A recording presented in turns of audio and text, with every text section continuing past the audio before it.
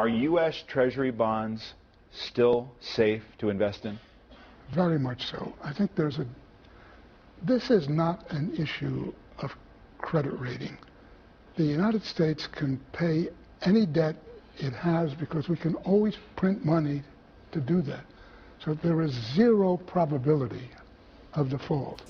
Of course, we'll do whatever Congress tells us to do.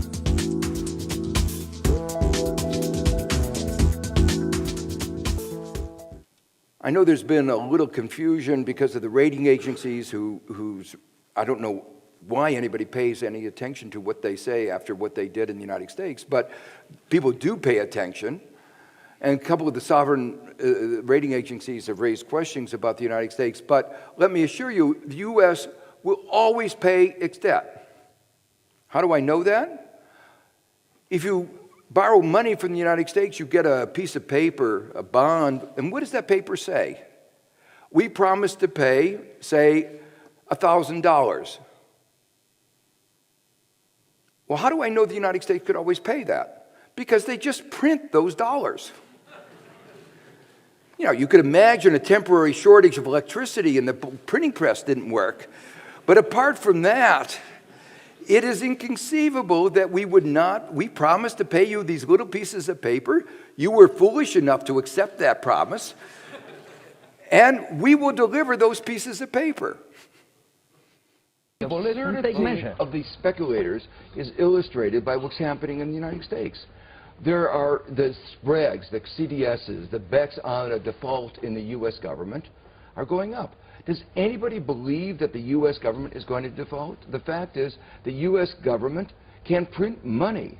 You can bet on whether there's inflation, but to bet on a default in the U.S. is literally absurd. The irrationality of the market is highlighted by the fact that the credit default swaps for the United States, the bets that the United States are not going to pay off its debt, have also increased. Now you scratch your head for a second, and anybody who understands American debt knows the following. The American debt is a promise to pay U.S. dollar bills at the end of 10 years, 20 years, 30 years, 1 year, 6 months. But the fact is, we print those dollar bills. So we will pay that off. There's a zero probability that will happen. Now, you can bet on whether there's going to be inflation or there's going to be exchange rate, lots of other things. To bet on the U.S. defaulting on the debt so that is weird. is weird. We have moved to a system, what you call fiat money. And when the government writes you a check, your bank simply credits that sum to your balance. So the government does not actually have to find the money anywhere. It simply sends a signal to your bank and the money appears. Now, why do you believe the U.S. government will never, ever have a problem funding its public expenditures and deficits? Because the electricity supply to the computers that send those signals will never be cut off. It's that simple. Simple as that. The United States cannot become anything like Greece, except by inflicting on itself the kind of austerity policies that the Greeks have had imposed on them by the Troika. In terms of the financial stability of the United States, the conditions of the two countries are totally different. The Greeks have to earn euro in order to pay interest on their bonds, and the United States government does not need to earn dollars in order to pay dollar interest on dollar bonds. Since the U.S. can print money and its own money. Correct. And Greece cannot. That's exactly right, yes. Now, what percentage of Congress do you think understands the relationship of debt and the economy? If I got all of them off the record, I imagine I could find one or two. Really? I haven't tried it.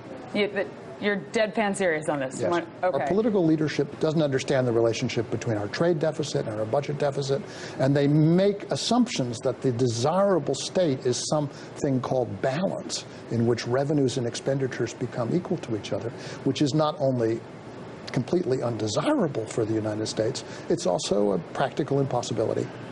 It is a practical impossibility. Yes, so long as the U.S. maintains its position as a supplier of reserve assets to the world, it cannot run a trade balance or budget balance for anything but a very short period of time. The Federal Reserve is coming. Che cos'è la moneta? All money exists La moneta esiste sotto forma di un io devo a te. È un debito. Quando io dico io devo a te, significa che sono coinvolte due persone in qualunque rapporto monetario. L'io è il debitore e il tu è il creditore. Io devo a te. Gli io devo a te vengono registrati sotto forma di moneta di conto. La moneta di conto è un qualcosa di astratto, come un metro, un chilo, un ettaro. Non è un qualche cosa che si possa toccare o sentire. È rappresentativo di un qualche cosa di immaginabile solo dalla mente umana. In qualunque nazione moderna, la moneta di conto viene prescelta dal governo nazionale. Un governo sovrano definisce la moneta di conto. Un governo sovrano impone le tasse, le tariffe ed altri obblighi da pagare allo Stato. Il governo sovrano decide che cosa accetterà come pagamento verso di sé. E un governo sovrano sceglierà come realizzerà i suoi propri pagamenti ad altri.